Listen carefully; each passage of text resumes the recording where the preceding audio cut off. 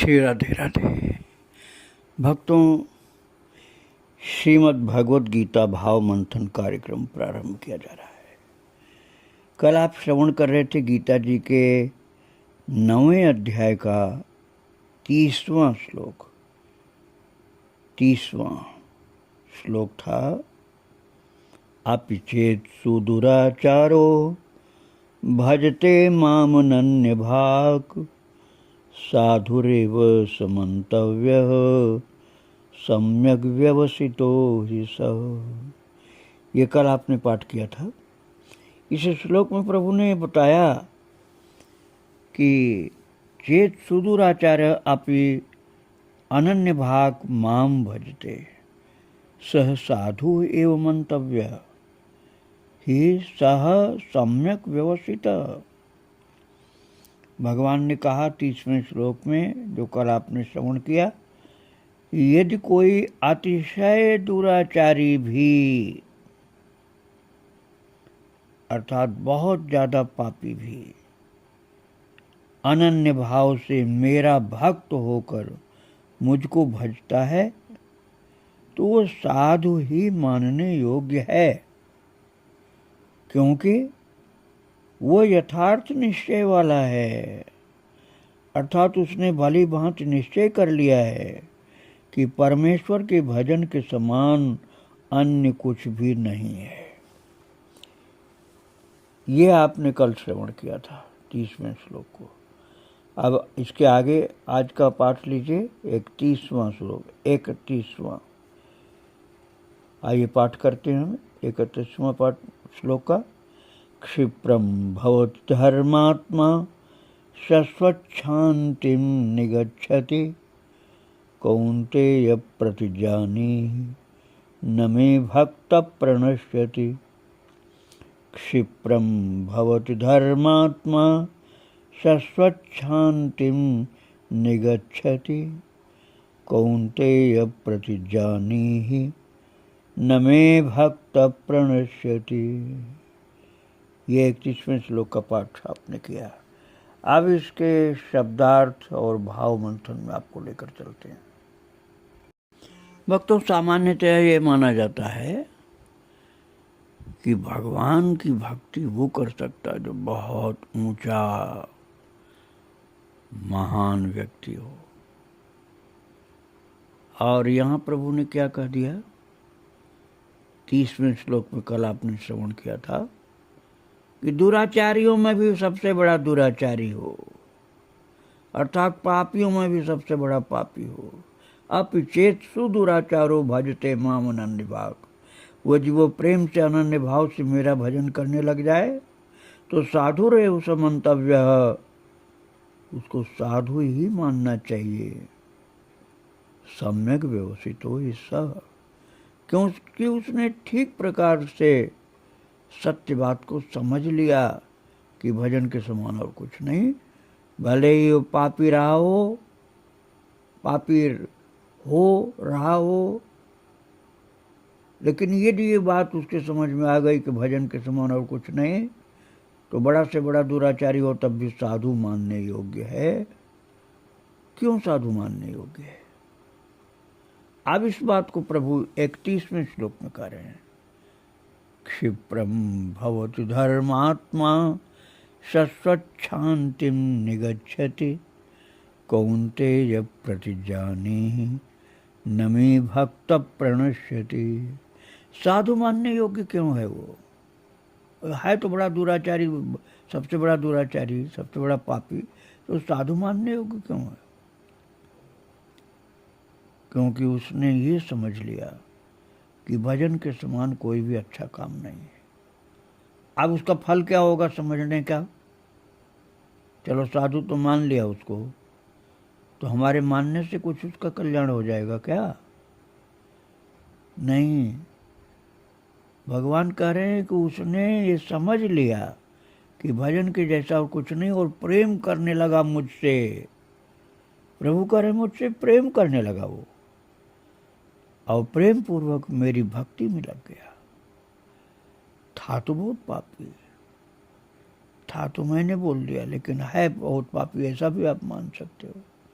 कि बहुत बड़ा पापी था, बहुत बड़ा पापी है, लेकिन ये बात उसके समझ में आ गई कि भजन के जैसा कुछ अच्छा काम नहीं, और अब प्रभु से प्रेम करने लगा और प्रभु की भक्ति करने लगा। तो अब क्या होगा अब उसके साथ? क्षिप्रम भवति धर्मात्मा सस्वच्छांतिम निगच्छति कौन्तेय प्रतिजानीहि न मे भक्त प्रणश्यति। प्रभु कह रहे हैं अब एक बहुत बड़ा परिवर्तन होने वाला है उसके जीवन में, पक्का परिवर्तन होना निश्चित है। क्या परिवर्तन? अरे बोले बहुत जल्दी होगा।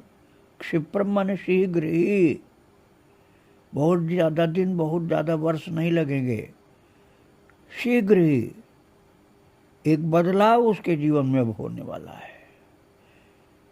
क्योंकि पापी बहुत बड़ा होने पर भी ये बात उसके समझ में आ गई कि भजन जैसा और कुछ नहीं, और प्रभु से प्रेम करने लगा और भक्ति करने लगा। तो भगवान कहते अब एक बदलाव होने वाला उसके जीवन में, वो भी बहुत वर्ष के बाद नहीं, ऐसा नहीं कि मरने के टाइम होगा, अरे बहुत थोड़े समय के बाद ही बदलाव होगा। क्षिप्रम माने शीघ्र ही होगा। क्या बदलाव होगा? धर्मात्मा भवति, वो धर्मात्मा हो जाएगा। वो जो पापात्मा था, दुरात्मा था, अब उसकी जगह धर्मात्मा हो जाएगा। वो दुरात्मा था, पापात्मा था, स्वयं प्रभु ने कह दिया आप चेत दुराचारो, बहुत बड़ा दुराचारी था। लेकिन अब क्या होने वाला? बोले क्षिप्रम बहुत धर्मात्मा, वो शीघ्र ही धर्मात्मा हो जाता है, क्योंकि उसने अच्छी प्रकार से समझ लिया कि भक्ति से बढ़िया दूसरा काम नहीं, और इसलिए प्रभु से प्रेम करके उनकी भक्ति करने लग गया। बस अब वो ज़्यादा दिन दूर नहीं है जब उसके जीवन में एक परिवर्तन हो जाएगा, और वो क्षिप्रम बहुत धर्मात्मा था, शीघ्र ही दुरात्मा पापात्मा की जगह धर्मात्मा हो जाएगा। वो क्षिप्रम बहुत धर्मात्मा, और फिर क्या होगा? शाश्वत शांतिम निगच्छति, सदा रहने वाली परम शांति को प्राप्त हो जाएगा वो। और जब दुरात्मा था, पापात्मा था, तो शांति की जगह सदा अशांति रहती थी उसके जीवन में। और अब भगवान की भक्ति करने लग गया, प्रभु से प्रेम करने लगा, अच्छी प्रकार से समझ लिया कि भक्ति से बढ़ के और कुछ नहीं। तो अब क्या होगा उसके जीवन में? एक तो दुरात्मा पापात्मा की जगह वो धर्मात्मा हो जाएगा, एक चेंज ये हुआ, और दूसरा जो अशांति उसके जीवन में उसको खाए जा रही थी, वो अशांति अब विदा हो जाएगी, शीघ्र ही धर्मात्मा हो जाएगा और सदा रहने वाली परम शांति को प्राप्त करेगा, अर्थात अशांति की सदा के लिए विदाई हो जाएगी। शाश्वत शांति में निगच्छति। और फिर प्रभु कहते हैं कौन्तेय प्रतिजानीहि न मे भक्त प्रणश्यति।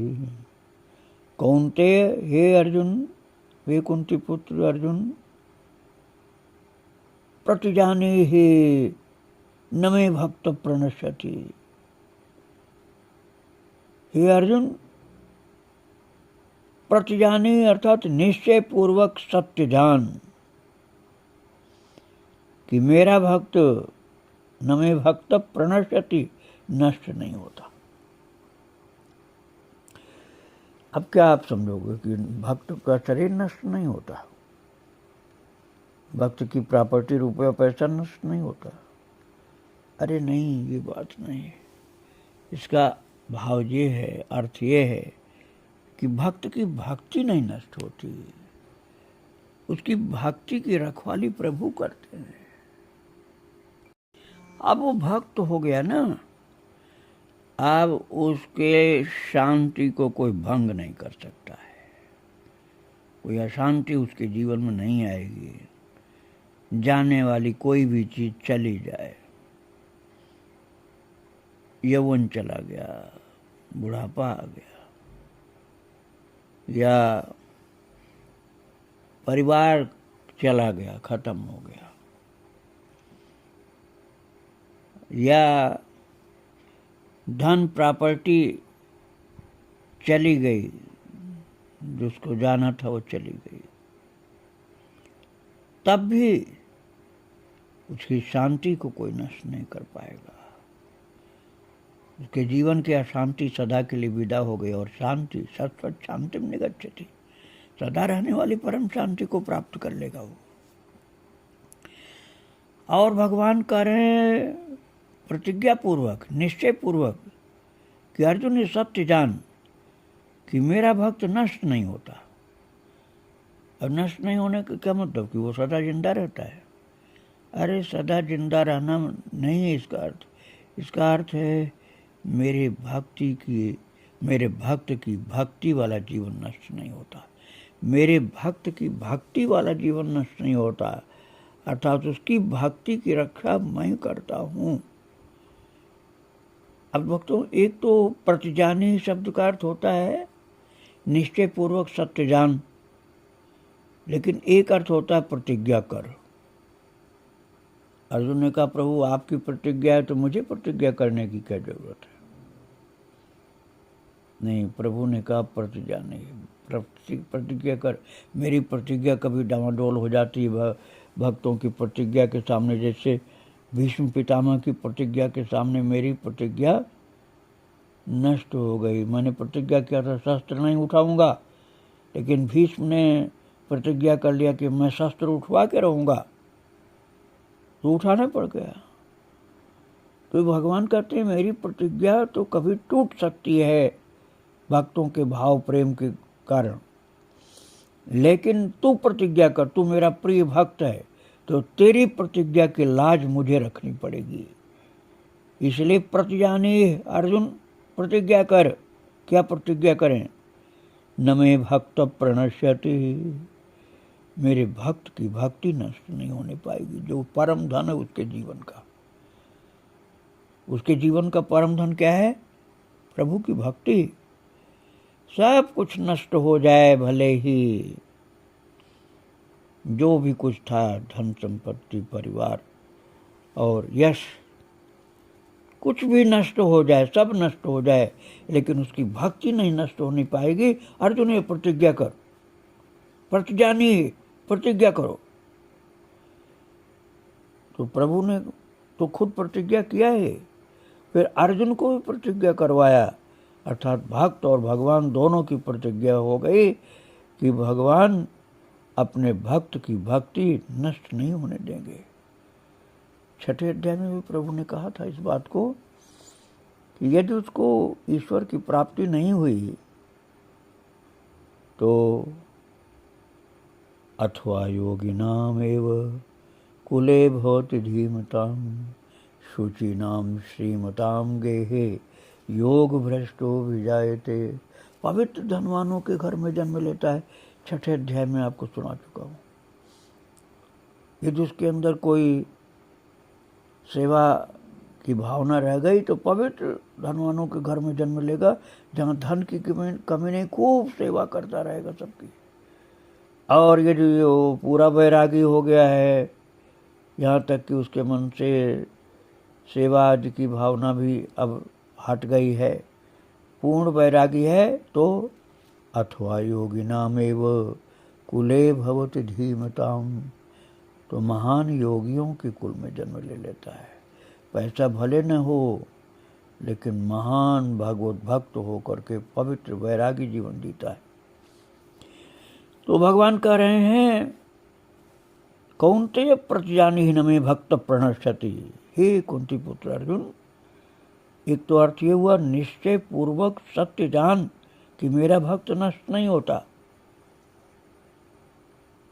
और दूसरा अर्थ यह है कि मैं प्रतिज्ञा करता हूँ, तू भी प्रतिज्ञा कर कि मेरे भक्त का नाश नहीं होता, अर्थात मेरे भक्त की भक्ति सदा सुरक्षित बनी रहती है। जन्म भले लेना पड़ जाए, लेकिन शरीर नष्ट हो जाएगा, परिवार नष्ट हो जाएगा, धन संपदा नष्ट हो जाएगी, लेकिन उसकी भक्ति इस जीवन में भी नष्ट नहीं होगी और आगे के जीवन में भी ज्यों की तो पूरी की पूरी मिलेगी। ये प्रभु ने 31वें श्लोक में कहा है। आगे 32वें श्लोक की चर्चा हम कल करेंगे। प्रभु को और उनके भक्तों को प्रणाम करके यहीं विराम दे रहा हूँ। श्री राधे राधे। वृंदावन बिहारी लाल की जय, राधा रानी की जय। श्री राधे। श्री राधे राधे। भक्तों, श्रीमद् भागवत गीता भाव मंथन कार्यक्रम प्रारंभ किया जा रहा है। कल आप श्रवण कर रहे थे गीता जी के 9वें अध्याय के 31वें श्लोक को, जिसमें प्रभु ने कहा था, अर्जुन, जो पतित अधम से अधम प्राणी होते हैं, यदि उनकी बुद्धि ठीक हो जाए और वो समझ लें कि भजन करना ही जीवन का सबसे बड़ा कल्याणकारी कार्य है, और मुझसे वो प्रेम करने लग जाएं, भक्ति करने लग जाएं, तो शीघ्र ही वो धर्मात्मा हो जाते हैं और सदा रहने वाली परम शांति को प्राप्त करते हैं। हे अर्जुन, तू निश्चय पूर्वक सत्य जान कि मेरा भक्त नष्ट नहीं होता। प्रकारांतर से प्रभु ने कह दिया, मैं अपने भक्त की भक्ति की रक्षा करता हूँ। इस बात को बोलने के लिए प्रभु ने श्लोक अपने श्रीमुख से उच्चारण किया था। अपि चेत सुदुराचारो भजते माम नन्य भाग, साधुरेव समन्तव्यः सम्यग् व्यवसितो हि सः, क्षिप्रं भवति धर्मात्मा शश्वच्छान्तिं निगच्छति, कौन्तेय प्रतिजानीहि न मे भक्त प्रणश्यति। यह आपने पाठ किया 30वें और 31वें श्लोक का। ये कल का पाठ था भक्तों। आज आपको ले चल रहे हैं इसके आगे, अर्थात 32वें श्लोक में। आइए हम 32वें श्लोक का पाठ करें। माम हि पार्थ व्यपाश्रित्य एपि स्युः पापयोनयः, स्त्रियो वैश्यास्तथा शूद्रास् तेऽपि यान्ति परां गतिम्। माम हि पार्थ व्यपाश्रित्य एपि स्युः पापयोनयः, स्त्रियो वैश्यास्तथा शूद्रास् तेऽपि यान्ति परां गतिम्। इस श्लोक में प्रभु ने अपनी संपूर्ण उदारता प्रकट कर दी है भक्तों,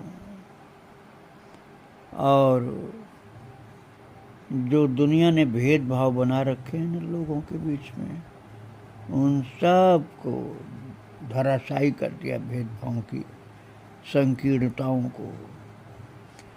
और प्रभु ने जो कहा है कि हम उस बात को मान लें, तो वास्तव में सारे भेदभाव खत्म हो जाएंगे। भगवान ने कहा, अर्जुन, ही पार्थ स्त्रियः वैश्याः शूद्राः तथा पापयोनयः ये अपि स्युः ते अपि मां व्यपाश्रित्य परां गतिं यान्ति। माम हि पार्थ व्यपाश्रित्य एपि स्युः पापयोनयः, स्त्रियो वैश्याः तथा शूद्रास् तेऽपि यान्ति परां गतिम्। भगवान ने कहा, हे पार्थ, स्त्री, वैश्य, शूद्र तथा पाप योनि चांडाल आदि जो कोई भी, चाहे जो भी हो, वे भी मेरी शरण हो करके, मेरी शरणागत हो करके परम गति को ही प्राप्त होते हैं। भक्तों, भगवान ने यहाँ बिल्कुल भेदभाव को खत्म कर दिया। जो लोगों ने जाति की बातों को लेकर के हम सबसे बड़े हैं, हम सबसे बड़े हैं, हमसे सब छोटे हैं, हमसे सब छोटे हैं, ऐसे कह कह करके तमाम भेदभाव पैदा कर रखा है। ये गोत्र वाला छोटा है, ये जाति वाला छोटा है, हम सबसे बड़े हैं, ऐसी ऐसी बातें बना करके जो विषमताएं उत्पन्न कर रखे हैं, उन सारी विषमताओं को ध्वस्त करके प्रभु ने कहा कि वो परम गति को ही प्राप्त होगा जो समाज में वंचित माना जाता है, जिसको लोगों ने शोषित बना दिया, वंचित बना दिया। बात ये थी भक्तों की, प्रभु ने उन्हीं लोगों का नाम लिया जिनको लोग कहते थे नहीं नहीं तुमको कोई अधिकार नहीं, तुमको ये धार्मिक कृत्य का अधिकार नहीं, तुम ये मंत्र नहीं बोल सकते हो, तुम ये पूजा नहीं कर सकते हो, तुम मंदिर में नहीं घुस सकते हो। ऐसी तमाम जो बाधाएं लोगों ने मनुष्यों के लिए बना करके उनको वंचित बना दिया था, शोषित बना दिया था, उपेक्षित बना दिया था। उन तमाम लोगों के भेदभाव को प्रभु ने खत्म करके उन्हीं का नाम लिया जिनको बहिष्कृत किया गया था। लोग कहते थे पुरुष ही सब कुछ कर सकता है, स्त्री नहीं कर सकती, तो भगवान ने पहले स्त्री का नाम लिया। स्त्री में सभी तरह की आ गई, जात मत इसमें ले आना। इसमें आप जात शब्द नहीं प्रयोग कर पाओगे कि इस जात की स्त्री हो, इस जात की स्त्री हो, नहीं। भगवान के यहाँ बिलिनी का भी आदर होता है, भगवान के यहाँ कर्मबाई का भी आदर होता है, ठाकुर जी के यहाँ किसी का भेदभाव नहीं। उसी बात को प्रभु ने कह दिया, हे अर्जुन, स्त्री वैश्य। कई लोग कहते थे अरे बनिया कहाँ से आ गया। अरे महाराज, हमारे थोड़े दिन पहले वैश्य कुल में उत्पन्न महान जयदयाल गोविंदका और श्री हनुमान प्रसाद पोद्दार जी महाराज ने इस भेदभाव को अपनी भक्ति के द्वारा धराशायी कर दिया। नहीं तो लोग सोचे हम ऊंची जाति के ब्राह्मण हैं, हमें ही सब अधिकार है। वैसे लोग आज भी कई मूर्ख लोग ऐसे हैं भक्तों, अपने को सब चीज़ का अधिकारी मानते हैं और अपने से छोटों को सबको अनाधिकारी मानते हैं। भगवान ने कहा नहीं, स्त्री भी हो चाहे वैश्य हो। यहाँ ये गीता जी के 9वें अध्याय का 32वां श्लोक है भक्तों, याद रखना, मैं अपने मन से नहीं बोल रहा हूँ। इस 32वें श्लोक में लिखा हुआ है, अर्जुन स्त्री हो चाहे वैश्य हो। अरे यहीं तक नहीं, भगवान ने उनको भी ले लिया जिनको समाज ने छाया न पड़ जाए, उसकी छाया पड़ जाएगी तो नहाना पड़ेगा, कुआं पर चढ़ जाएगा तो पानी अपवित्र हो जाएगा। ऐसे ऐसे बोल करके भगाते रहते थे जिनको शूद्र कहा जाता था।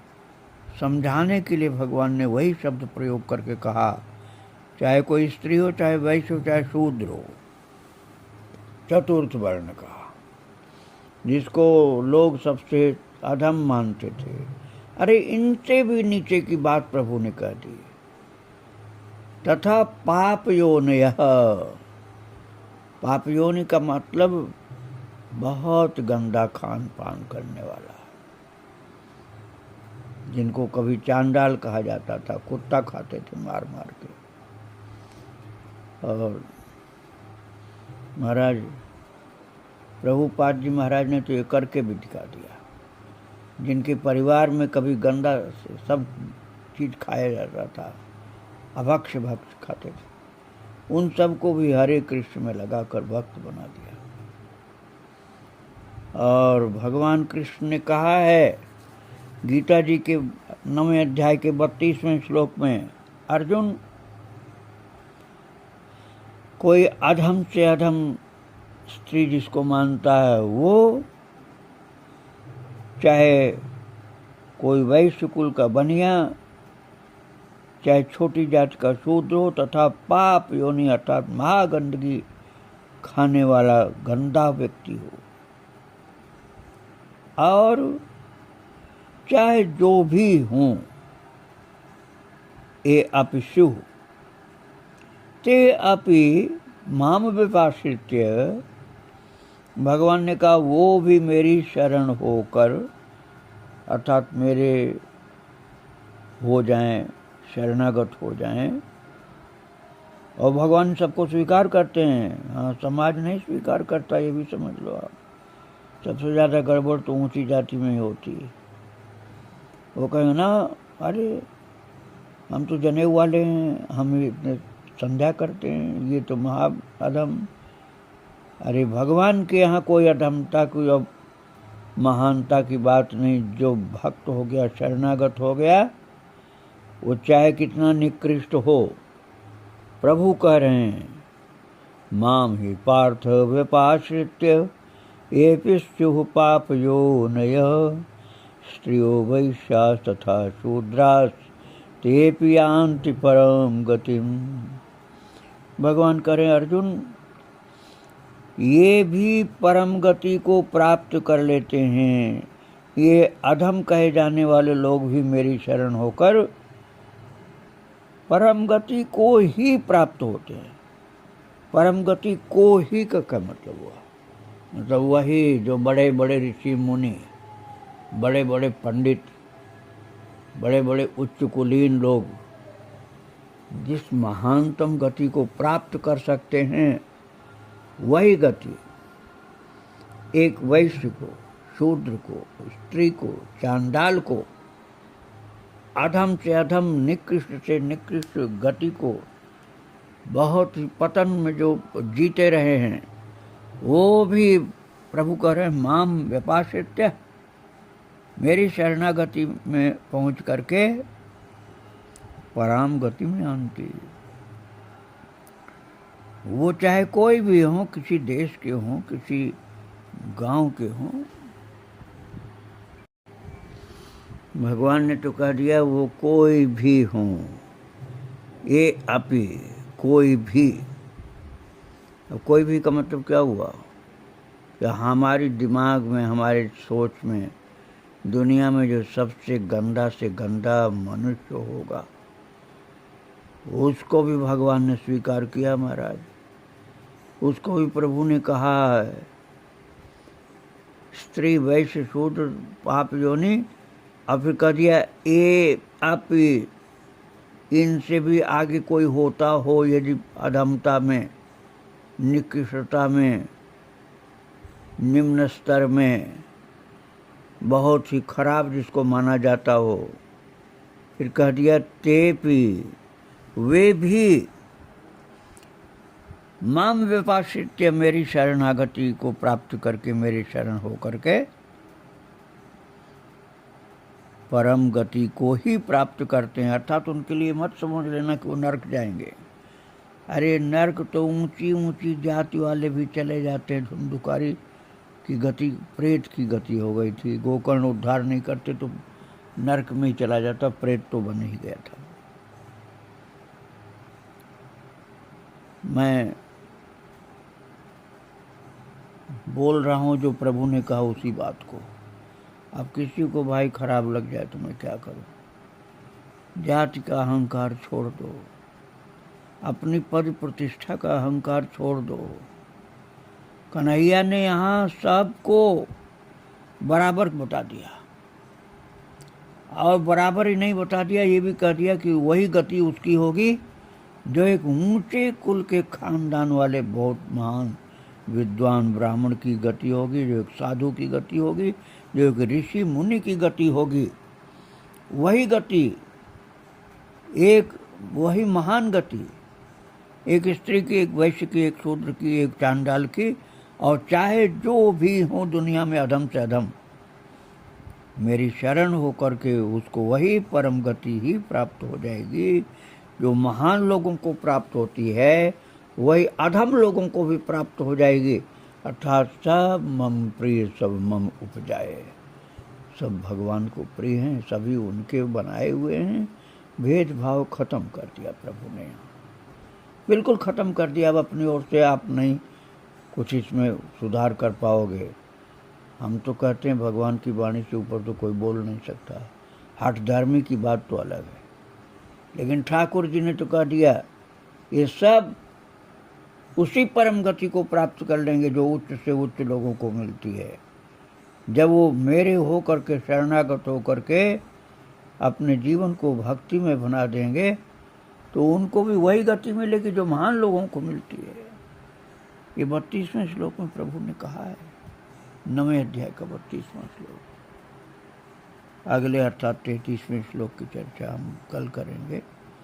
आज प्रभु को और उनके भक्तों को प्रणाम करके यहीं विराम दे रहा हूँ। श्री राधे राधे, जय श्री राधे राधे। वृंदावन बिहारी लाल की जय, राधा रानी की जय। श्री राधे श्री राधे राधे। भक्तों, श्रीमद् भागवत गीता भाव मंथन कार्यक्रम प्रारंभ किया जा रहा है। कल आप श्रवण कर रहे थे गीता जी के 9वें अध्याय का 32वां श्लोक, जिसमें प्रभु ने बताया था, अर्जुन, स्त्री, वैश्य, शूद्र तथा पाप योनि, चांडाल आदि भी, जो भी कोई हो, वे भी मेरी शरण होकर परम गति को ही प्राप्त हो जाते हैं।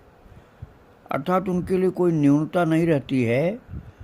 ये जो अधम, पापी, छोटे या तुच्छ या किसी कारण से वंचित या शोषित रहे हों, उनके लिए भी भगवान की ओर से कोई भी कमी नहीं छोड़ी जाती। उनको भी वही पूरा का पूरा लाभ मिलता है जो महान से महान लोगों को मिला करता है।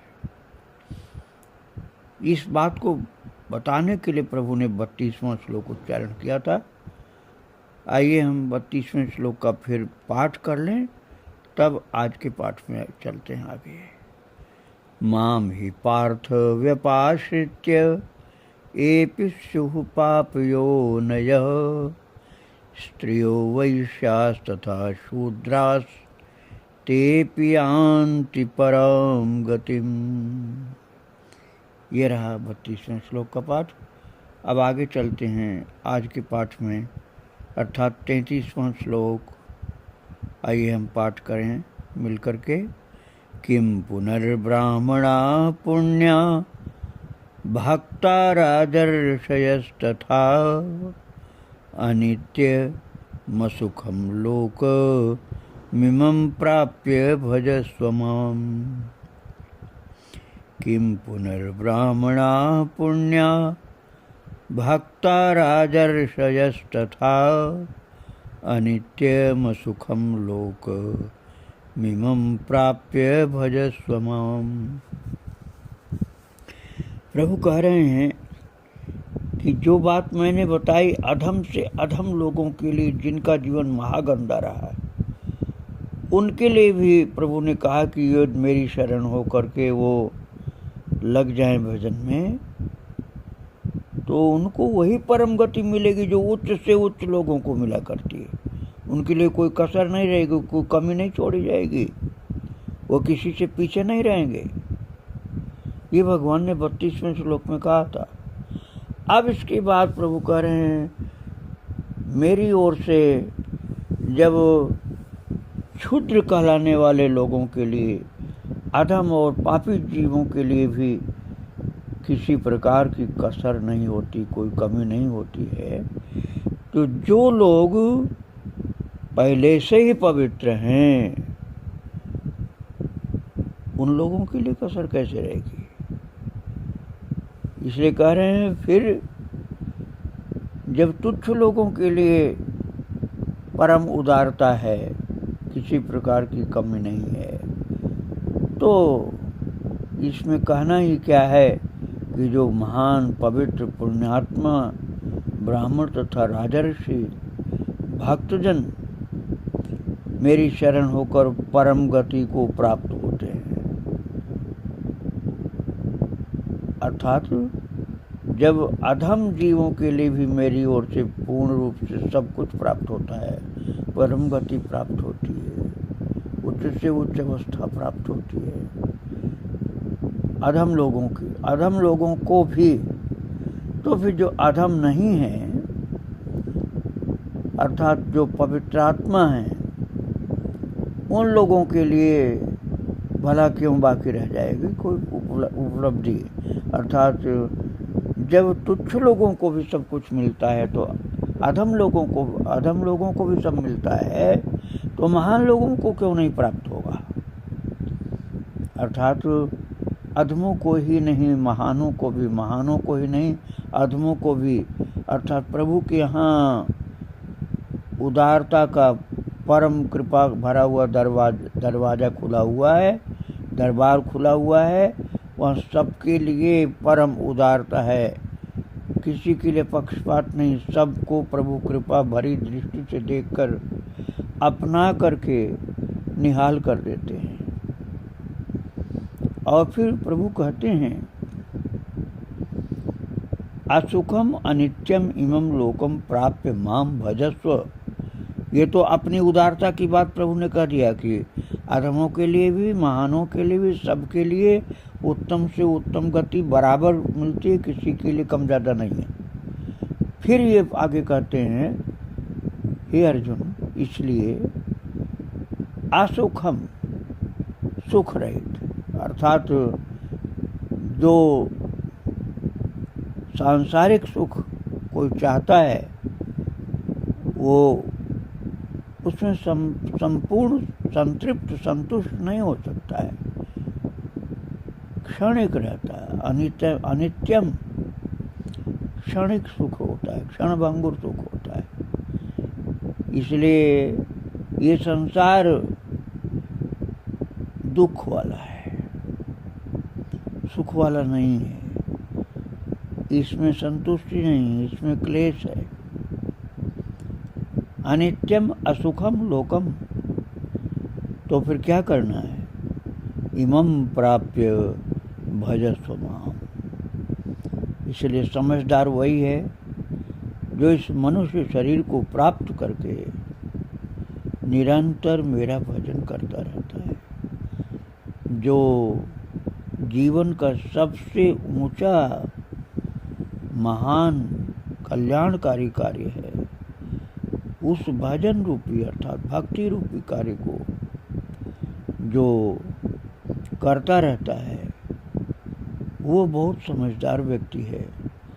चाहे वो किसी वर्ग का, किसी वर्ण का, किसी आश्रम का, किसी देश का, किसी समुदाय का, किसी भी वर्ग का हो, वो यदि इस बात को समझ ले कि ये शरीर अनित्य है, अर्थात आज है कल नहीं रहेगा, क्षणभंगुर है, विनाशी है ये शरीर, और इस संसार में संपूर्ण सुख किसी को नहीं मिल सकता है, क्योंकि ये संसार भी क्षणिक है। इसलिए इस दुर्लभ मनुष्य शरीर को प्राप्त हो करके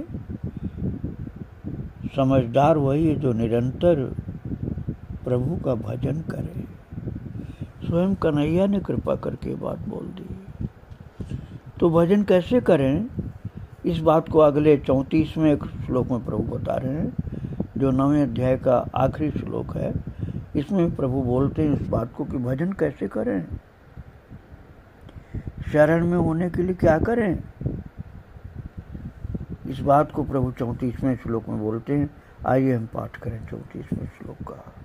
मन मना भव मद भक्तो मद्याजी माम नमस्कुरु मामे वैश्यसि युक्त्वैव मात्मानं मत्परायण।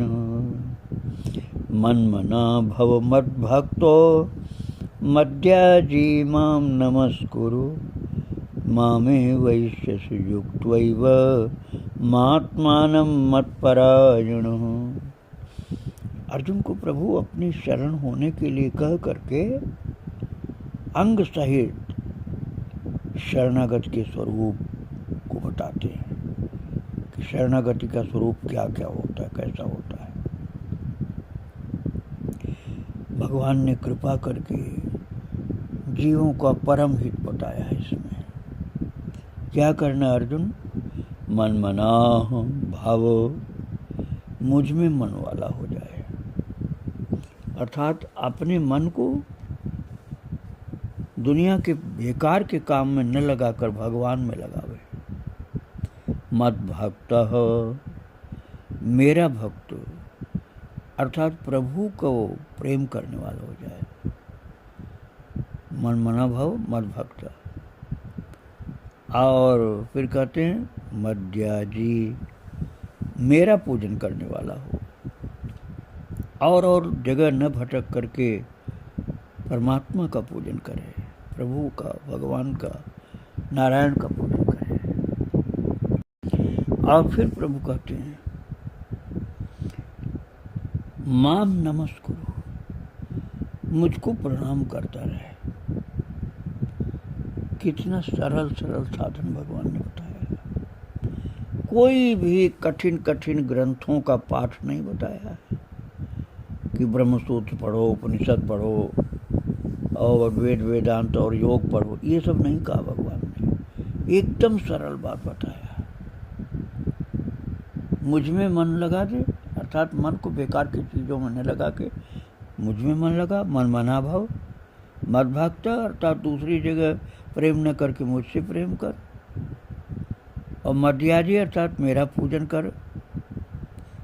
और माम नमस्कुरु, और मुझे प्रणाम करता रहे। बस इसके बाद क्या होगा? एवं आत्मानम, इस प्रकार से आत्मा को मुझ में, प्रभु कह रहे हैं मुझ में, इस प्रकार से अपनी आत्मा को युक्त्वा, अर्थात नियुक्त करके, लगा करके, मत परायण हो, मेरे परायण हो जाएगा तू।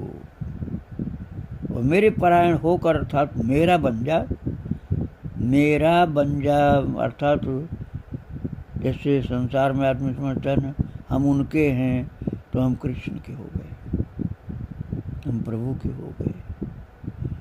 मेरे परायण होकर माम एव एष्यसि, मुझको ही प्राप्त हो जाएगा, तो मुझको ही प्राप्त हो जाएगा। एकदम भक्ति का सरल स्वरूप बताया है। इसीलिए इस 9वें अध्याय को भगवान ने राजविद्या राजगुह्य योग कहा है। राजविद्या और राजगुह्य, अर्थात गोपनीयों में राजा और विद्याओं में राजा। राजा का मतलब श्रेष्ठ, विद्याओं में श्रेष्ठ और गोपनीयों में श्रेष्ठ। इस 9वें अध्याय को प्रभु ने कहा है और इसमें जीव के कल्याण का परम साधन बता दिया। एकदम सरल और सबसे श्रेष्ठ साधन कि अपने मन को दूसरी जगह फालतू चीज़ों में, बेकार की चीज़ों में नहीं लगा के मुझ में लगा। जैसे भाव तेरा बन जाए उस भाव से लगा मुझ में अपने मन को। जो भाव तुझे अच्छा लगे उसी भाव से मुझ में मेरे मन को, अपने मन को लगा दे। और मेरा भक्त बन, अर्थात मुझसे प्रेम कर। और फिर कहते मेरा पूजन कर, अर्थात मेरे लिए सब काम कर। और मुझको प्रणाम कर, भगवान को प्रणाम करते रहो, भगवान के लिए कार्य करते रहो, भगवान से ही रिश्ता जोड़कर, भगवान से प्रेम कर, भगवान को ही अपने मन में धारण करके। फिर कहते हैं ऐसे अपने जीवन को कृष्णमय, भगवानमय, सेवामय, भक्तिमय बना लेगा तो प्रभु कहते हैं इस प्रकार आत्मानम, आत्मा को मुझ में नियुक्त करके, मेरे परायण हो करके, तो मुझको ही प्राप्त हो जाएगा। मुझको ही प्राप्त हो जाएगा, अर्थात जीवन में तो मानसिक रूप से मुझसे जुड़ जाएगा और शरीर अलग रहते हुए भी अंदर से मेरा हो जाएगा, मुझको प्राप्त हो जाएगा। अंदर से दिखलाई पड़ेगा कि शरीर अलग है लेकिन मुझको प्राप्त हो जाएगा, अर्थात मेरा हो जाएगा अंदर से। और शरीर छूटने के बाद फिर मुझे ही प्राप्त हो जाएगा, अर्थात मेरे चरणों में समा जाएगा, मेरे धाम में पहुंच जाएगा, मेरा सेवक बन जाएगा, मेरा अपना बन जाएगा और मैं तुझको बहुत प्यार से अपना बना के रखूँगा।